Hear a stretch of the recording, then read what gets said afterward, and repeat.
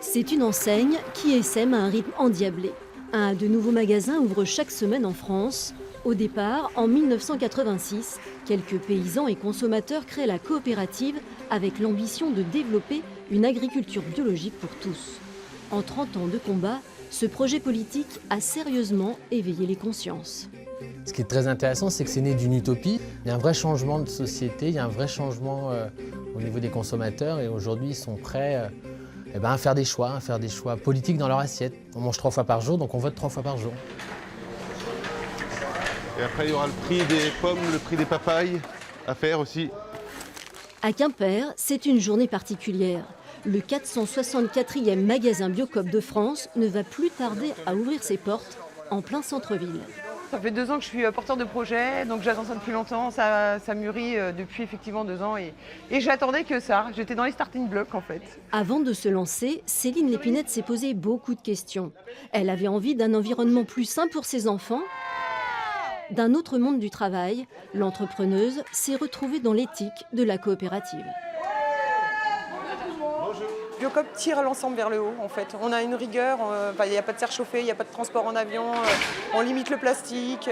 L'environnement est hyper important et au niveau social aussi.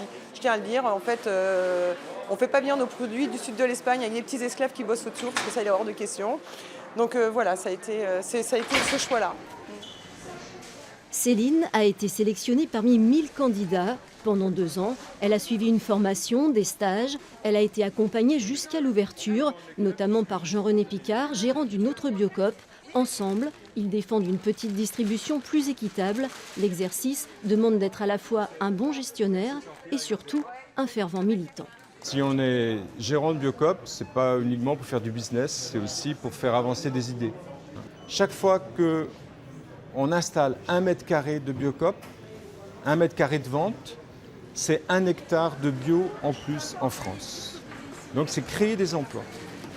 Et je pense que là-dessus, créer des emplois qui ont du sens.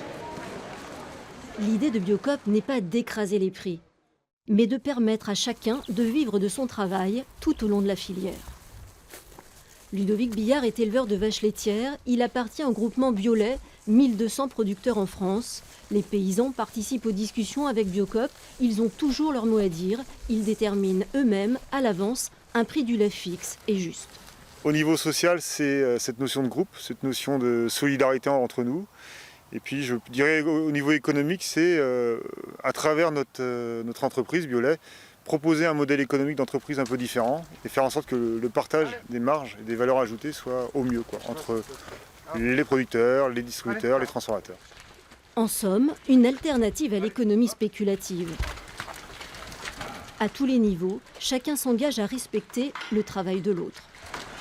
Le modèle qu'on défend au niveau agricole, c'est plutôt la ferme familiale, à taille humaine et organisée en groupement. Toujours pareil, l'homme au cœur du projet.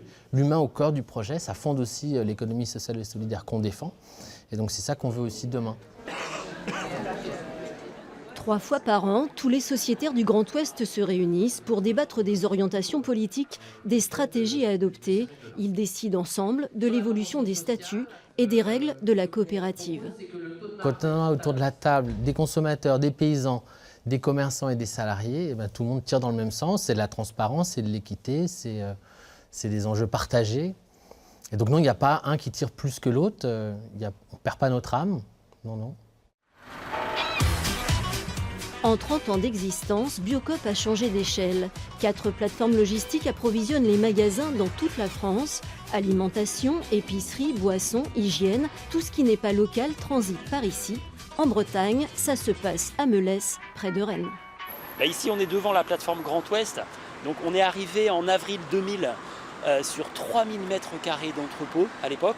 On était 42 à travailler sur le site.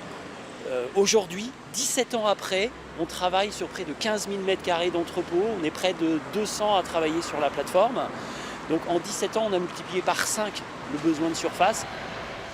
Et d'ici 2019, la plateforme déménagera sur un site de 24 000 m² à Tinténiac. La croissance s'accélère, les méthodes de gestion s'adaptent à ces volumes toujours plus importants. On a démarré l'aventure de la plateforme Biocoop en mode papier-crayon. pour gérer les produits qui transitaient sur le site. Aujourd'hui, avec les volumes qui sont traités, on a informatisé tous les process avec un logiciel qui nous calcule les rotations de stock, qui surveille les dates limites de consommation et qui aide beaucoup les opérateurs sur le terrain à faire leur travail au quotidien.